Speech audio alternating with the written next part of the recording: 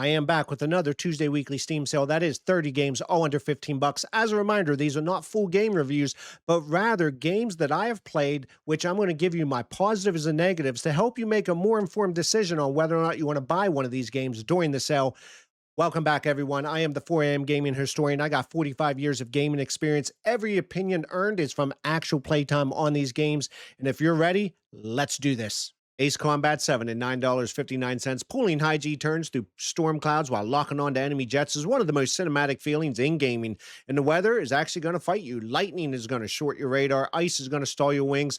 The story is a mess, though. Honestly, this convoluted anime political soap opera, I still don't truly follow. And a couple of the missions are so gimmicky and unforgiving, they're going to slap you with a mission failed out of nowhere. Doesn't matter. The flying alone is still worth it. Pick it up. Red Dead Redemption 2 at $14.99. This might be the best value in gaming, period. The world detail is insane. Mud is actually going to stick to your boots, and Arthur's story will wreck you emotionally in the best way possible. My gripe is the pacing. It's slow and deliberate to a fault. Skinning an animal or cleaning your gun is going to eat real time, and if you wander even slightly off the mission script, it's just going to fail you for no reason. Still, 100 plus hours of the best world Rockstar's ever built. Darkwood at $2.99. This is a horror that respects your intelligence. You can only see what's directly in front of you, so every creak in the floorboard is terrifying, and the scavenge by day, barricade by night loop is genuinely brilliant. Fair warning, it does not hold your hand at all. Cryptic map, no quest markers, and combat's clunky enough that one bad swing means permanent death and losing everything you collected.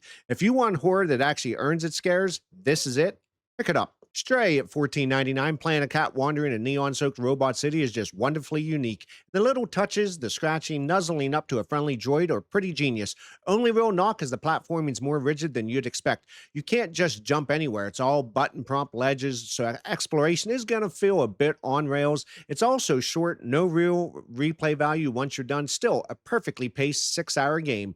Pick it up. Outer Wilds at $14.99, easily one of the best gaming decisions you can make this week. No stat upgrades, no markers. Your progress is literally just your own curiosity. And translating alien text between these wild little planets gives you an actual eureka moment. The flight physics have a real learning curve early on, though. Zero gravity is genuinely disorienting, and getting reset to the campfire by the 22-minute time loop right as you're about to crack a puzzle can feel pretty brutal. Push through it, though, as this one is going to reshape how you think about games. Devil May Cry at $4.49. The combat here is pretty divine. Switching to Vergil and pulling off Judgment Cut end feel is pretty incredible.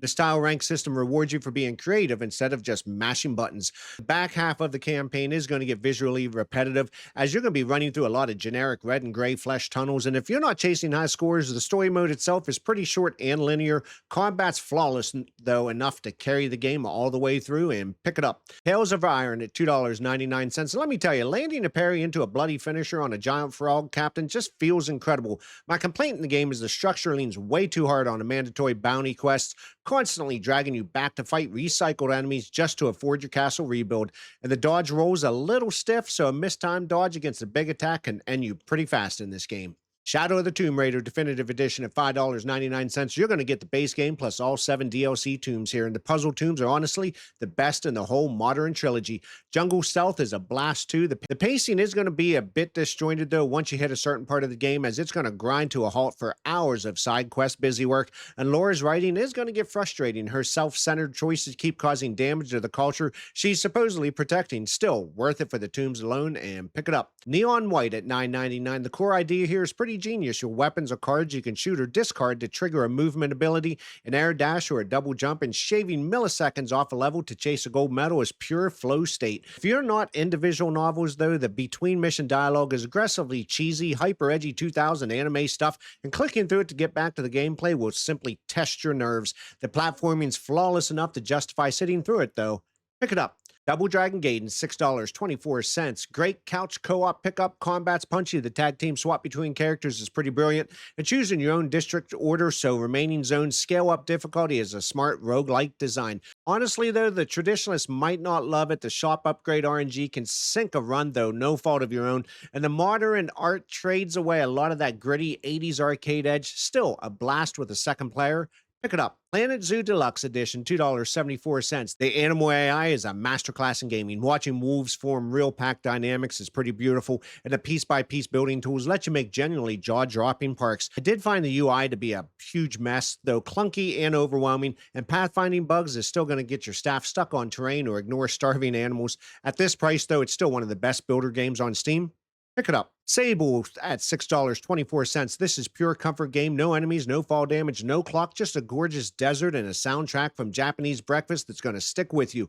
If you need combat or stakes to stay engaged, it can feel hollow and slow, and there is some annoying frame rate stutter and camera clipping during the climbing sections. Either way, but if you just want to wander and vibe, this game is pretty magical. Pick it up. Little Nightmares 2 at $9.89. If you want tension over scares, this is going to deliver. Six Pale City is intensely cinematic, and the monster designs, especially the teacher, are genuinely disturbing in a great way. The chase sequences are trial and error, though. One bad jump means instant death, and a reload in the melee combat sections feel pretty clunky. The depth perception also makes it easy to whiff a swing and eat a cheap hit, although I did find the game still worth pushing through for the atmosphere alone. Pick it up. Dead Island 2 at $4.99. This is pure brain-off dopamine. The flesh system lets you carve up zombies in real time, melting them with acid or shattering limbs, and it runs buttery smooth, especially in co-op. The story and dialogue are aggressively corny, though, and the structure is pretty predictable. Fetch quests, circuit breakers, wave defense on a loop. Once the core novelty wears off around 15 hours, it does get repetitive, but that first 15 hours, you're going to have a blast. Journey at $3.74, one of the easiest recommendations I'm going to make all week. Gliding toward that glowing mountain feels magical, and the way you bond with a random stranger online using nothing but musical chirps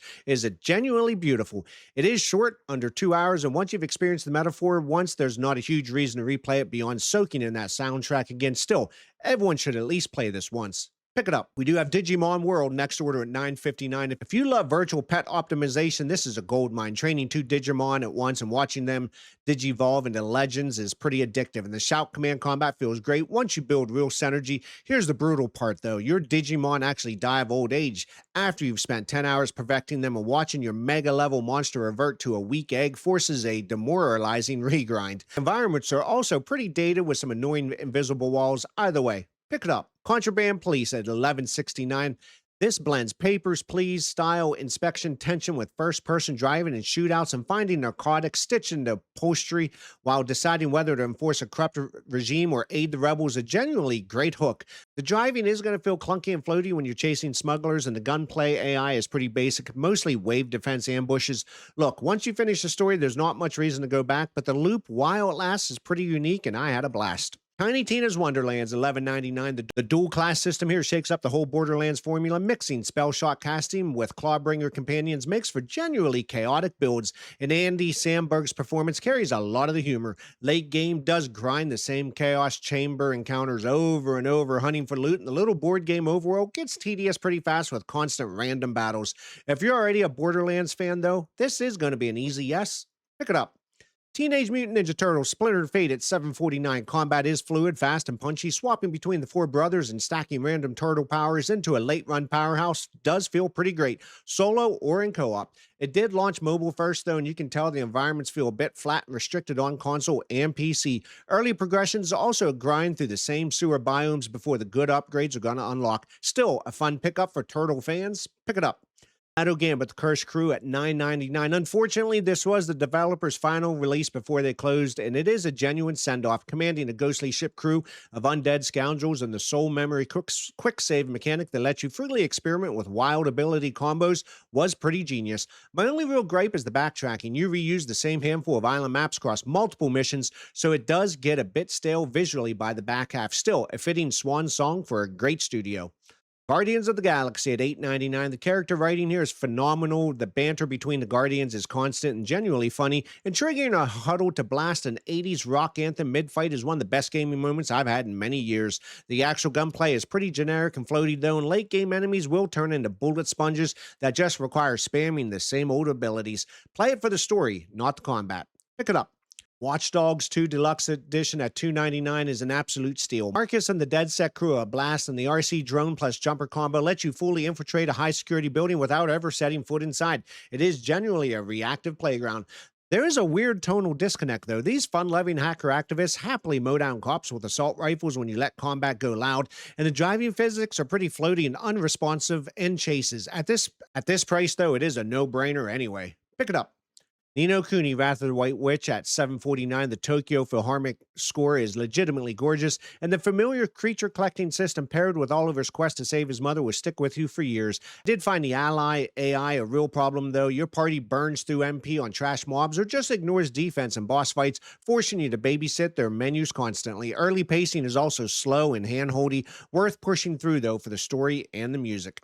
Call of the Sea at $4.99. If you want a tight narrative mystery over frantic action, this is going to deliver. Nora's search for a missing husband is genuinely compelling hook, and the art style looks like an oil painting. A few puzzles will spike hard into vague trial and error territory that's going to grind the pacing to a halt, and Nora's walking speed is painfully slow when you need to backtrack. Still a beautiful, clever game for a few hours. Pick it up. Sayonara, Wild Heart, 649. Every level is choreographed to a synth pop soundtrack that's going to live in your head for weeks, and riding a motorcycle into a rhythm-based sword fight looks completely divine. It's shallow if you want real mechanical depth, though, mostly directional inputs and one button, and the whole thing wraps up in just over an hour. If you're chasing an audio-visual rush rather than a deep game, I think this game's going to be pretty perfect. Pick it up. Homeworld Remastered Collection at $349. This is a gold mine for strategy purists. Two of the most cinematic space strategy games ever made, with modern lighting, and watching a full 3D fleet battle against a cosmic backdrop still looks spectacular. Newcomers should know the true 3D movement has a steep, disorienting learning curve, and losing your mothership is an instant game over. Remaster also introduced some pathfinding bugs that will annoy series veterans, still essential for the genre, and pick it up. Wakes the Deep at $874. The Chinese room storytelling is a triumph here. Playing an ordinary Scottish oil rig worker against an unknowable horror feels intensely personal, and the visuals are jaw-dropping. You do need to understand it is a firm walking simulator, though. Aggressively minimalistic, you've got zero ability to fight back, and the linear 5-hour path means basically no replay value. If you do go in for the atmosphere and the story, it is going to deliver completely to you.